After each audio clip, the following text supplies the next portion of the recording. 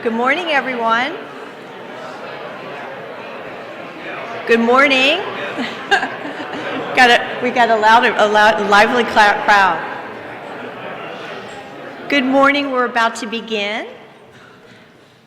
Could everyone, first of all, welcome to our annual Department of Justice Sunshine Week celebration. Could everyone please rise for the singing of the national anthem and the presentation of the colors?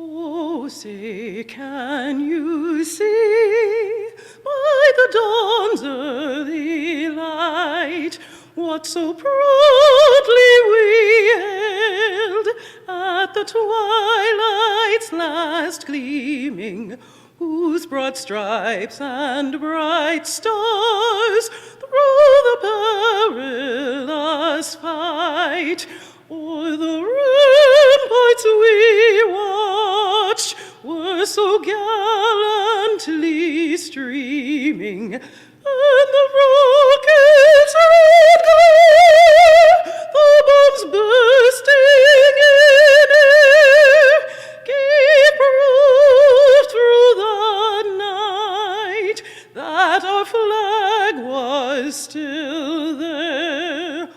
Oh, say does that star-spangled banner yet wave o'er the land of the free and the home of the brave?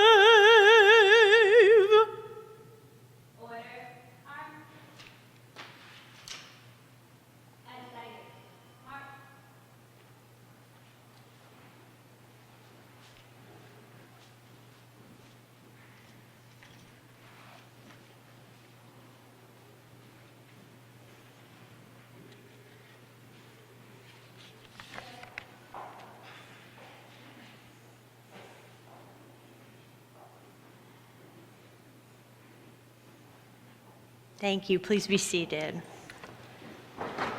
Good morning, everyone. My name is Melanie Pastay, and I'm the Director of the Office of Information Policy here at the Department of Justice. I want to welcome everyone once again for our annual Sunshine Week celebration, and I want to thank our wonderful singer for that beautiful rendition of the national anthem. Give her a round of applause.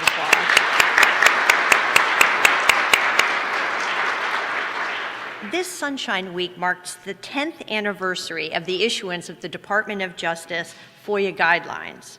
The Department of Justice has had a special role in FOIA administration from the very beginning. Way back in 1967, when the FOIA first became effective, the Attorney General issued guidance to all agencies to assist them in implementing the statute. The Attorney General said, "Nothing so diminishes democracy as secrecy." He went on to say, if intelligent and purposeful action is taken, the FOIA can serve the highest ideals of a free society, as well as the goals of a well-administered government.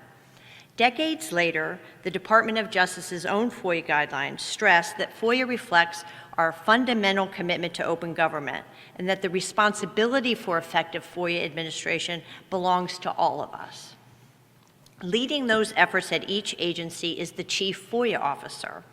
And this morning, I'm very pleased and honored to introduce to you the government's highest-ranking Chief FOIA Officer, Mr. Jesse Panuccio, who's the Principal Deputy Associate Attorney General of the United States. This is the third Sunshine Week celebration where we've been fortunate enough to have Mr. Panuccio join us. Prior to coming to the department, Mr. Panuccio held a number of roles in both private practice and public service, including several positions in the state of Florida, which is known as the Sunshine State, and for reasons beyond its weather. It has its own strong access to information law, which was obviously very wonderful background for his current role as the DOJ Chief FOIA Officer. Mr. Panuccio, thank you for joining us today to kick off our event.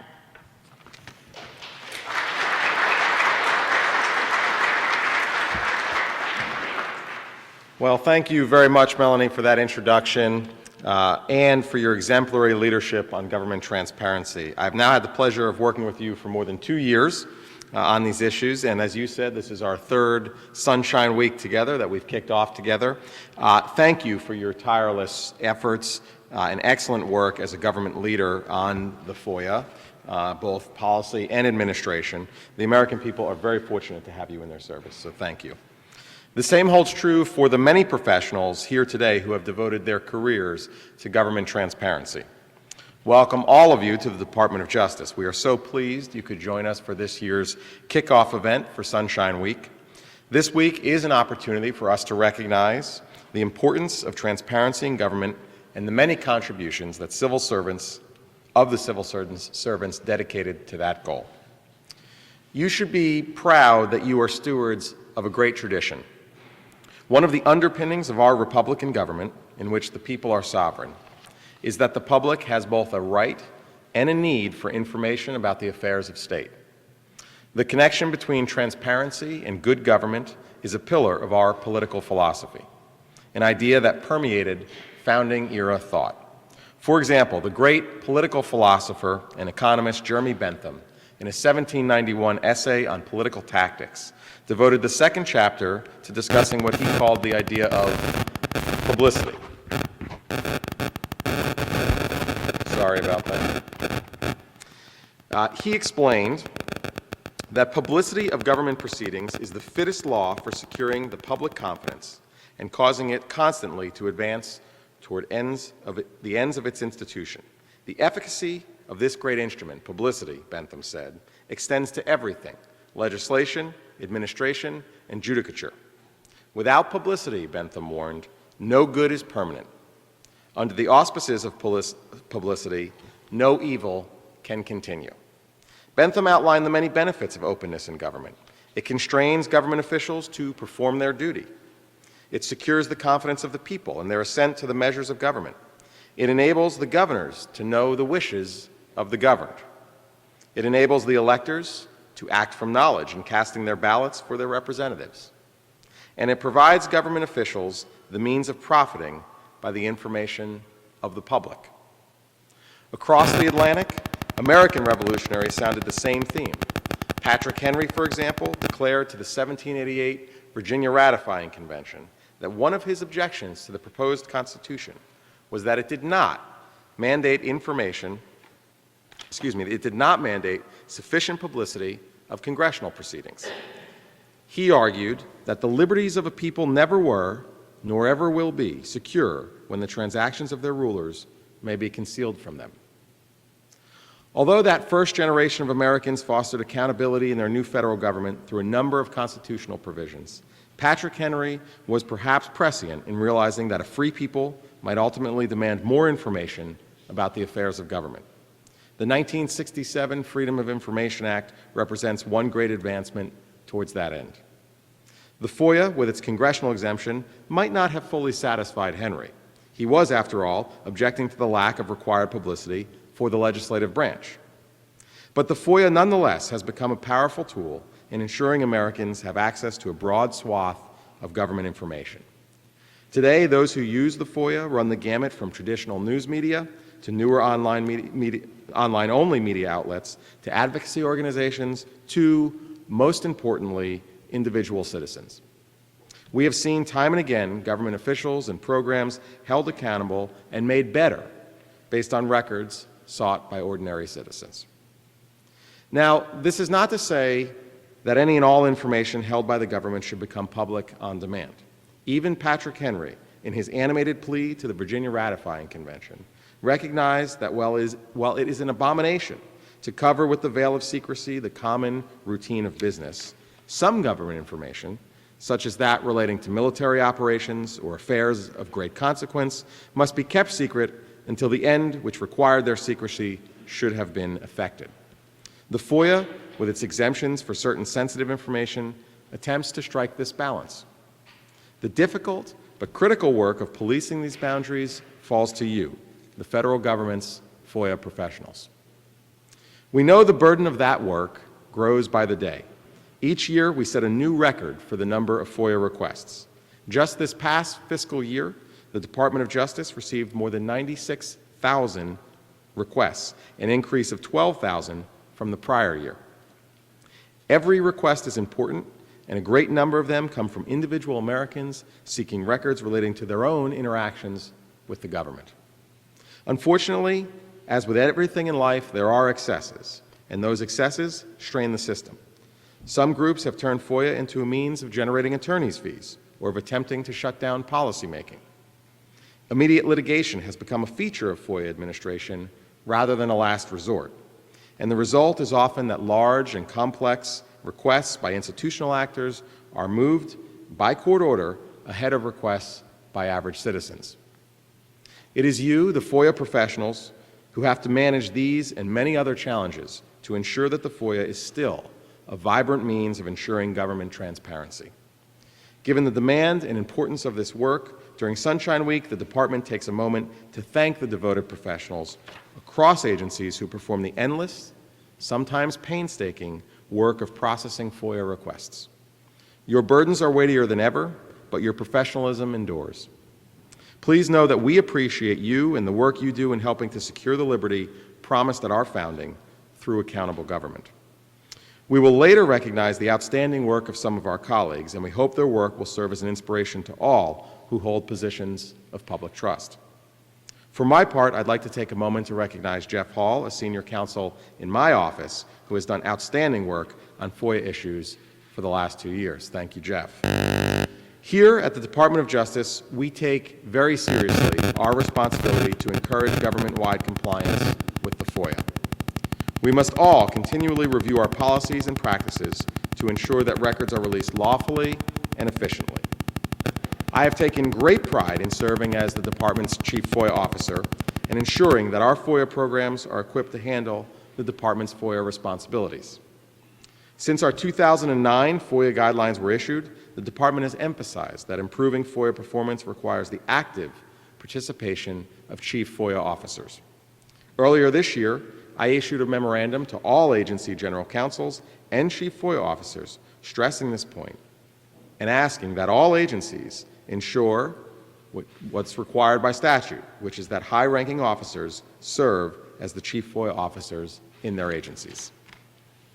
Another effort worth highlighting is the work of the Department on the National FOIA Portal, which was mandated by the FOIA Improvement Act of 2016. Last year, during Sunshine Week, we were pleased to announce the development of the portal on FOIA.gov, where a member of the public can now make a request to any agency on this single website.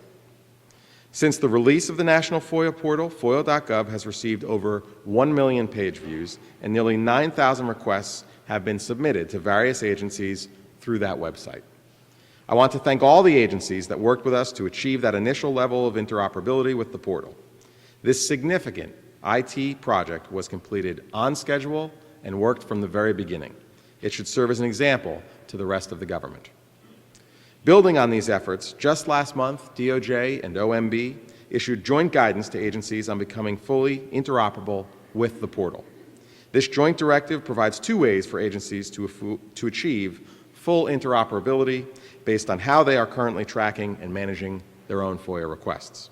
As we continue to improve FOIA.gov, we welcome any feedback from both agencies and requesters. These are just a few of the accomplishments of the last year. Our work to make government transparent and accountable continues, and our appreciation for your effort toward that goal continues.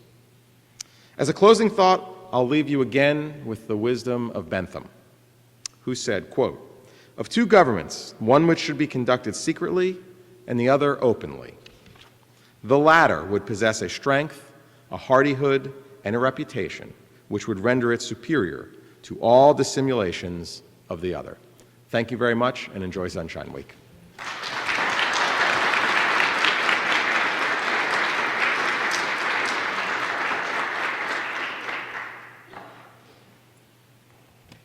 Thank you so much. It means so much to all of us to have you here at our event every year. As Mr. Panuccio discussed, the role of the agency chief FOIA officer is crucial, and the Department of Justice FOIA guidelines emphasize that important point. Every year, we ask agencies through their chief FOIA officer reports to give us a description of the steps they've taken each year to fulfill the 5 key pillars of the DOJ FOIA guidelines: the focus on the presumption of openness, the importance of proactive disclosures, improving timeliness and reducing backlogs, as well as maximizing technology and creating efficient, effective systems to respond to FOIA requests. Now, agencies are in the process of finalizing their 2019 Chief FOIA Officer reports, and that contain a detailed description of all those efforts, and I encourage you all to read those reports as they're posted by agencies. What we can say, though, from our initial review of the reports is that in the face of high demand and increasingly complex requests, agencies are continuing to take steps to improve their process. They're finding and developing technological tools. They're conducting outreach with the requester community, and they're identifying ways to make proactive disclosures and to make the information on their websites more usable to the public. There are a wealth of examples in the Chief FOIA Officer reports, and I really recommend that everyone read them, and that agencies look at the reports of their fellow colleagues to find successes that can be translated to their own work in the FOIA. Now, here at the Department of Justice, we're very proud of the special role that we play in encouraging all of you to implement the FOIA. I'd like to take a moment to highlight some of the work of OIP, as well as some of the work of the agencies this past year. And with that, we're going to move to our slideshow. As you can see from last year, we had a record number of FOIA requests across the government, and as Mr. Panuccio remarked, we've had a steady increase over time in both received and processed requests, with last year the government overall processing more than 800,000 requests. We're well on pace to exceed that number for fiscal year 18. We predict now that we will have yet again record high numbers of requests received and processed across the government. At OIP, as part of our work to help agencies tackle that great demand, we do a number of things. We conduct training programs where we train thousands of professionals across the government every year. We provide advice to agencies, responding to over 1,300 calls for assistance. And of course, we issue policy guidance on a range of topics. Our most recent policy guidance was on adjudicating administrative appeals under the FOIA. This is a mechanism that's built into the statute that allows a requester to have a second look at the action taken on their request. Our guidance stresses the importance of agency regulations, including appeal procedures within them, of making sure that appeals are conducted on an independent de novo review, that appeals officials engage with FOIA professionals and use the appeal process as a way to reinforce sound processing practices. We also point out that it's important that there be an adequate administrative record on certain issues associated with FOIA, that the appeals process is a way to communicate effectively with requesters, and we also recommend to agencies that they offer requesters the opportunity to appeal interim responses. Lastly, our appeals guidance, based on our longstanding role as the agency that receives the most FOIA appeals across the government, we know firsthand how an effective appeal process can improve FOIA administration. So we have some tips in our guidance about quality control and best practices for managing your appeals. Now, in addition to the formal appeal process, of course, every agency day in and day out interacts with FOIA requesters through their more informal mechanisms, like their FOIA requester service centers and their FOIA public liaisons. We issued guidance on the important roles that these two resources fill. Their role was emphasized, and it played a big part in the 2016 FOIA amendments. Our guidance details the responsibilities of these two resources and the importance of maintaining good contact information and being accessible to help requesters at any stage of the process. Now, on occasion, we also will issue guidance on very discrete issues that arise in the course of our work. And this past year, we had one such guidance where we teamed with Information Security Oversight Office, ISOO, at NARA. And we issued a joint memo on treatment of controlled unclassified information, CUI, easy for me to say, right? CUI. We issued guidance on treating that information, decontrolling it essentially after it has been released in response to a FOIA request. Now, we've been talking so much about the Chief FOIA Officer reports that agencies submit each year. One of the things that OIP does with those reports is we obviously review them very thoroughly. We then can create a summary and we conduct an assessment of agencies so we can see how agencies have done in the preceding year. We then issue guidance to agencies for improvements in the year forward. We went through that process in 2018. And our guidance stressed the importance of strategically managing backlogs, as agencies are increasingly struggling with high numbers of incoming requests. We think it's important to find ways to achieve backlog success in a variety of ways, focusing on your 10 oldest, for instance, utilizing multiple processing tracks, managing the backlog so that you can find success. And then as Mr. Panuccio emphasized in his remarks, the highlight of our year was the issuance with the OMB of our joint interoperability guidance for interaction with the National FOIA portal. There are two main ways that agencies can become interoperable with the portal, depending on whether or not they have automated or non-automated case management systems. The presumption will be, though, that all those agencies with automated case management systems will be required to achieve interoperability with the National FOIA portal by using an application programming interface, or an API, which is basically a bridge between two technological systems. The additional highlights of the joint memo with OMB is that agencies are all required to make sure that the information they maintain on FOIA.gov, their mission statement, their FOIA regulations, their FOIA reference materials are all kept up to date, and that every year agencies certify to OIP that they've reviewed that information and kept it, and that it is all accurate and up to date. We have a range of other resources available on our website that are designed to help agencies. Just highlight a couple things. Every year there are several hundred FOIA decisions that are rendered by courts as a result of FOIA litigation. We create summaries of those decisions and post them on a dedicated page on our website so that everyone can keep abreast of what's happening in FOIA case law. Now, of course, that's the work of OIP. We do that to help all of you. Agencies, in turn, have a number of initiatives and successes, and I'd like to highlight several of those based on our initial review of the 2019 Chief FOIA Officer reports. We had a couple agencies that have a very nice example of doing outreach with the requester community. This is something that we have emphasized for quite some time, the value of good communication, the value of increasing understanding between agencies and requesters, and USDA and GSA both reported strong initiatives in that regard. We had multiple agencies that used OIP's FOIA self-assessment toolkit to undertake an in-depth review of their FOIA processes and look for ways to find improvement.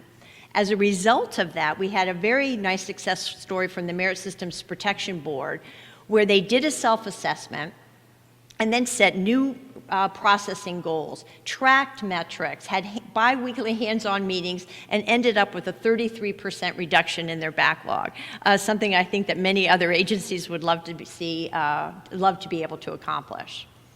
Agencies have always embraced proactive disclosures. This has always been a highlight of the Chief FOIA Officer reports. And we once again had lots of great examples of proactive disclosures being made by agencies.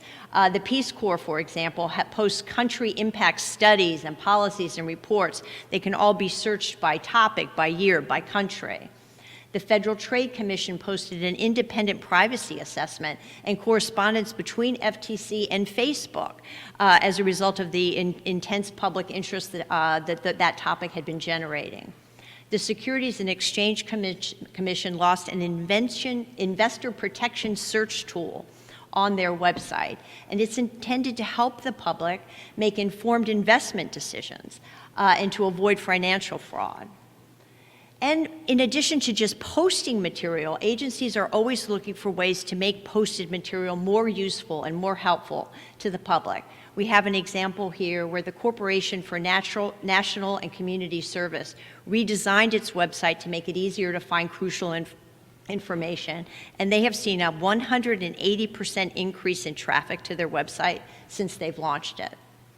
EPA has continued to make a lot of environmental information available on its websites. And of course, we had lots of reports of agencies using advanced technology to help both with searching for electronic documents, in particular emails, for deduplicating documents and collaborating across agencies. Several agencies are actually going a step further. The Department of State is looking at a cloud-based e-record system that will allow their entire FOIA operation to take place on one platform. The Department of Defense, our worldwide agency with FOIA offices literally across the globe, is looking at an enterprise-wide FOIA solution that with the hope that they could implement that, which would create incredible benefits and consistency across that big operation. So we always look forward to agencies doing their work to continue to find efficiencies, use technology, make proactive disclosures. And at the heart of all of those efforts are the FOIA professionals. And that's really why we're here today and why we take such pride in our Sunshine Week celebration, because it's every day the work of the people on the front lines in FOIA administration. You're the ones that make the process work. And we're very happy to be able to present our awards to some very well-deserving officials in just a moment. Thank you all.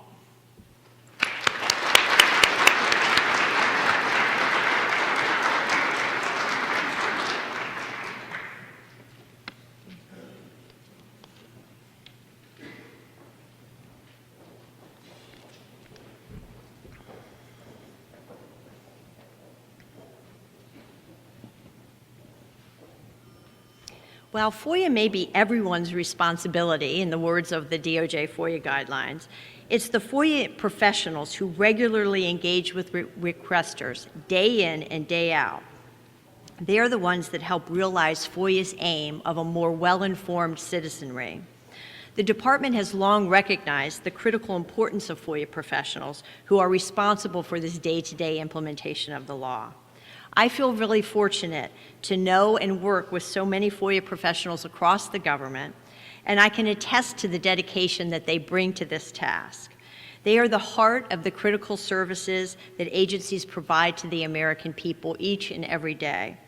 I'm pleased to once again dedicate our celebration here to those often unsung heroes of the FOIA world. Our first award today is for outstanding contributions by a new employee. This award recognizes exceptional performance and notable contributions in carrying out the agency's FOIA responsibilities by an employee who has fewer than 3 years of work in FOIA. And we have 2 awards in this category. Our first award goes to Jeremiah Parker from the Department of Homeland Security. Mr. Parker began his FOIA professional career in June 2018, processing requests for DHS's Office of Biometric Identity Management. He immediately showed the ability to pick up tasks quickly and complete them with efficiency and accuracy. From June to September, he processed over 1,600 FOIA requests. His processing rates were consistently at the top with his peers. During this time, Mr. Parker also assisted the Immigration and Customs Enforcement, known as ICE, and Customs and Border Protection, or CBP. He helped those 2 offices close up to 7,000 requests for just the period of July to September. Mr. Parker came to DHS with little FOIA experience, but that has not stopped him from ascending to the top as a FOIA producer. Joining us in recognizing Mr. Parker is Mr. Jimmy Wolfrey Mr. Parker, I want to thank you for your exceptional service, and I'm pulling out my awards here. Thank you for your exceptional service.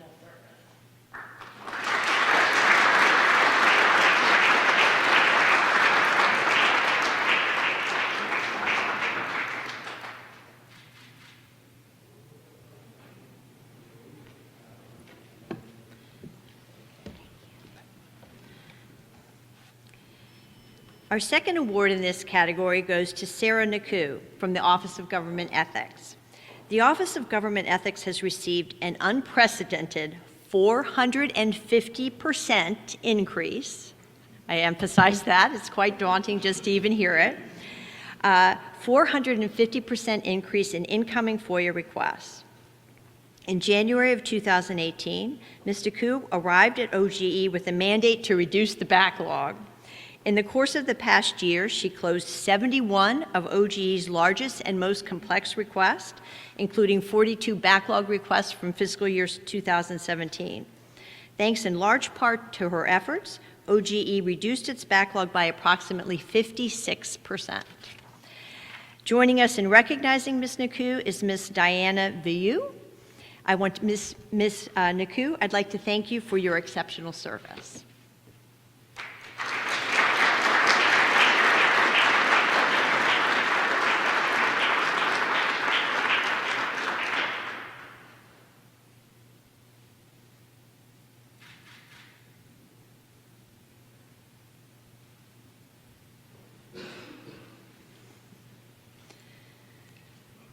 Our next award recognizes exemplary performance and exceptional contributions by a FOIA professional in carrying out the agency's administration of the FOIA. We have 2 awards in this category. Our first award goes to Ruth Ann Parise from the Federal Emergency Management Agency, FEMA. Ms. Parise has performed with exceptional skill, speed, and diligence in 13 FOIA litigation cases this past year. She independently prepared document production and reviewed documents for disclosure. Her thoroughness and precision in doing this work drastically streamlined the process. Ms. Parise's analysis provided a fresh perspective and allowed FEMA to improve its Vaughan indices and declarations provided in support of litigation. Her persistent pursuit of the highest quality work has significantly advanced FEMA's FOIA operations. Ms. Parise could not join us today as she's currently on a FEMA deployment. But joining us in accepting this award on her behalf is Mr. Bill Holzenler.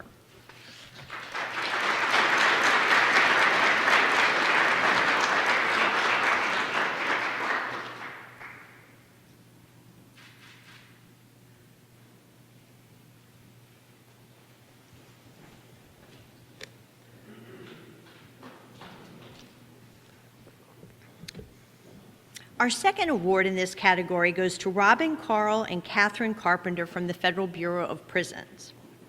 Ms. Carl and Ms. Carpenter's outstanding contributions have promoted government transparency and benefited BOP's Western Region FOIA administration. Together, Ms. Carl and Ms. Carpenter turned one of the lowest producing offices at BOP into the most productive. As a result of their efforts, the Western Region's backlog of requests was reduced from triple to single digits. Their unique and complementary skill sets reformed the Western Region's FOIA office and made it a model program for BOP. Ms. Carl and Ms. Carpenter could not physically join us from California today, but we certainly hope they're viewing us on live stream. And joining us in accepting the award on their behalf is Ms. Linda Bowe.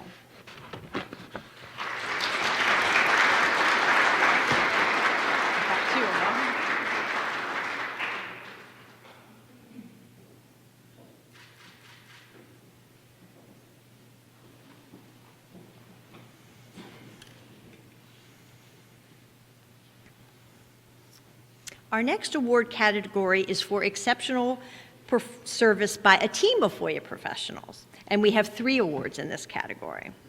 The first award goes to the Naval Criminal Investigative Service FOIA team. The NCIS FOIA team has demonstrated within the past year an exceptional and unwavering commitment to government transparency.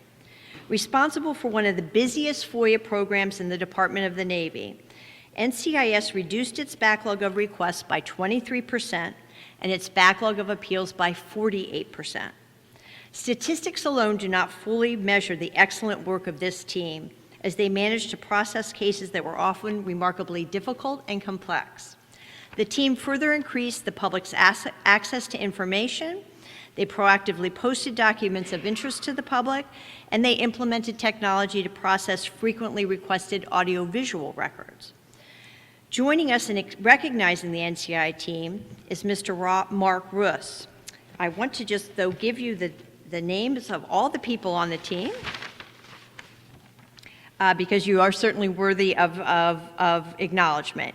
Karen Richmond, Aaron Roberge, Mindy Davis, Crystal Scott, Patricia Ross, Shelley Moore, and Aaron Beeman.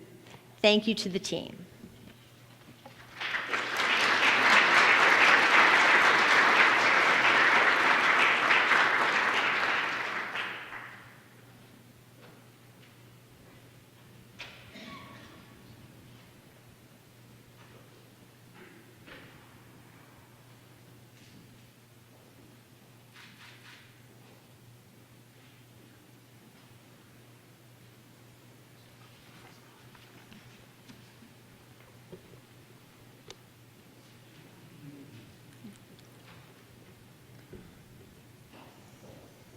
Our second team award goes to the FOIA team at the Air Force Declassification Office. This team's review of FOIA records for declassification arguably involves some of the most difficult FOIA cases. The records involve classified historical cases where subject matter experts are no longer readily available. The long-term experience of this team with both declassification and Air Force history has made them an invaluable part of the Air Force's program. The team also provides important training on declassification review, both within the Air Force and throughout the Department of Defense. Please join us in welcoming the members of the Air Force Declassification Office for their accomplishments in performing FOIA reviews of classified historical documents and providing classified declassification training to FOIA reviewers throughout the government. The team consists of Winston Beauchamp, Jason Stanley, Michael Binder, Eugene Champion, George Gordon, Jeff Hunter, Kenneth Jones, and Sarah McLeod. Thank you to the team.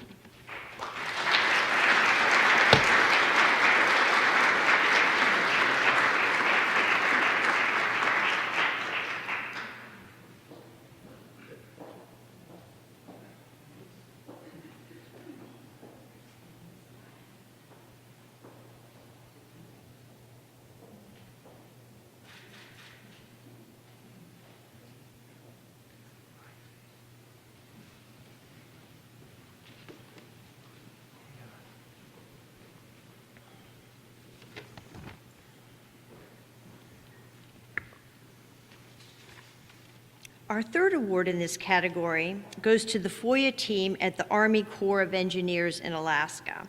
The team at the Alaska District created a comprehensive FOIA program that produced results and is lauded as a best practice in the Pacific Ocean region.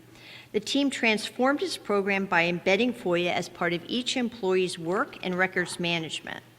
Fully embracing the principle that FOIA is everyone's responsibility, the team provides training to each individual office tailored to the type of records they handle. The team also focuses on establishing relationships with records custodians so that they can administer the FOIA as efficiently and effectively as possible.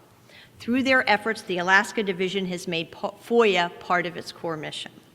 Now, the Alaska team could not join us today at our nice sunny Sunshine Week celebration, but again, we trust that they're watching on live stream, and we thank them for their exceptional service to FOIA administration.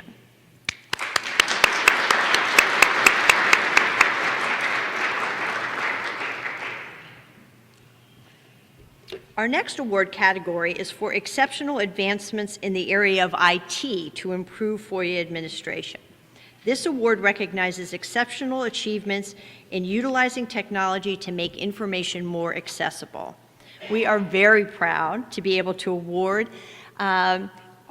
present this award to our team here at the Department of Justice within our Justice Management Division's Office of the Chief Information Officer. They have been, as you heard the Associate Attorney General discuss, absolutely indispensable and critical to the development of the National FOIA portal that resides on FOIA.gov. With no additional resources, the team enthusiastically took on the additional responsibilities associated with the revamped FOIA.gov and immediately began working on improvements that would offer both agencies and requesters improved functionality and an even better user experience. In addition to assisting agencies and FOIA case management providers with the APA that's required to become interoperable with the portal, the team has helped to improve the functionality of the request forms on FOIA.gov, as well as the delivery mechanism that's used to transmit requests from the portal to agencies. Based on popular feedback, the team also developed new functionality that allows you to download real-time, up-to-date FOIA contact information for all agencies in a single download. We are looking forward to continuing to improve on FOIA.gov, and our work would not be possible without the incredible support we have from our IT team. In particular, we are recognizing David Todd, Daphne Shai, Kathy Flanagan, and Stephen Fanning. To the IT awardees.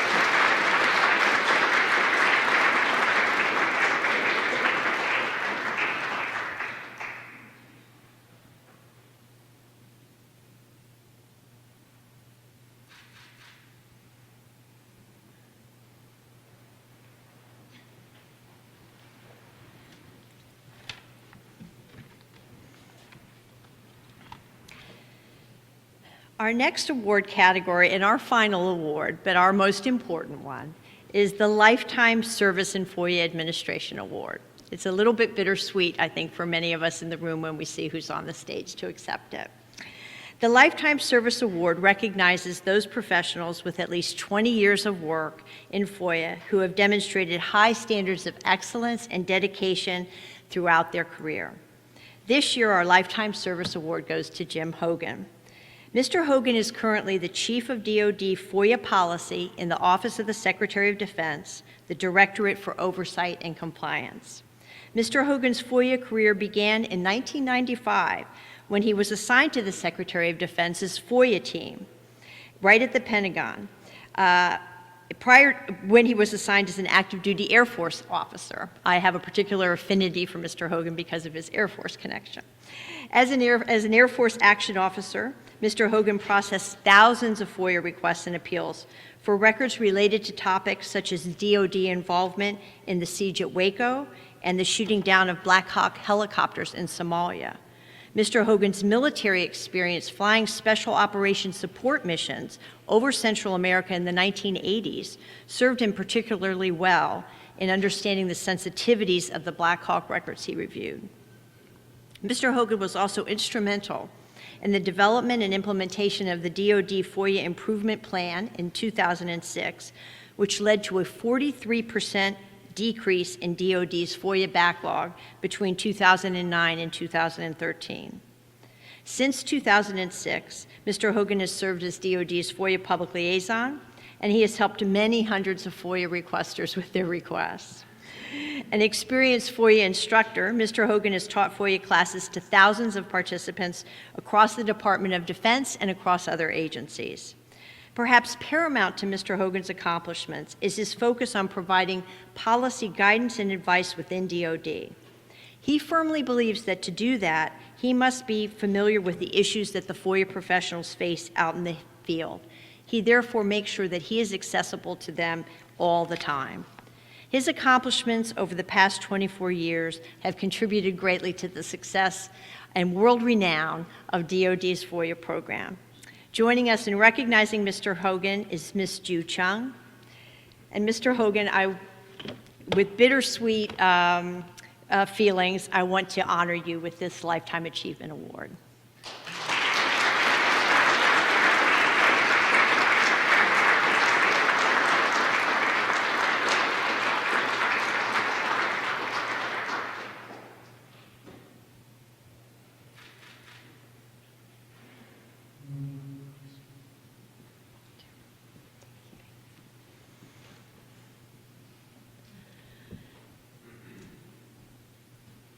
I want to thank all of our award recipients for their many contributions to FOIA administration. Sunshine Week is an opportunity to reflect upon our accomplishments as we continue our efforts collectively to realize the promise of FOIA to create a more informed citizenry. As we highlighted today, at the core of those efforts are the many FOIA professionals across the government who work tirelessly each and every day to make FOIA a reality. Through their innovations, their greater use of technology, their training, their outreach to the public, these FOIA professionals, all of you, are really making a difference. It's something that I think we can all be very proud of. This concludes our event today, and I wish everyone a very happy and sunny Sunshine Week. Thank you.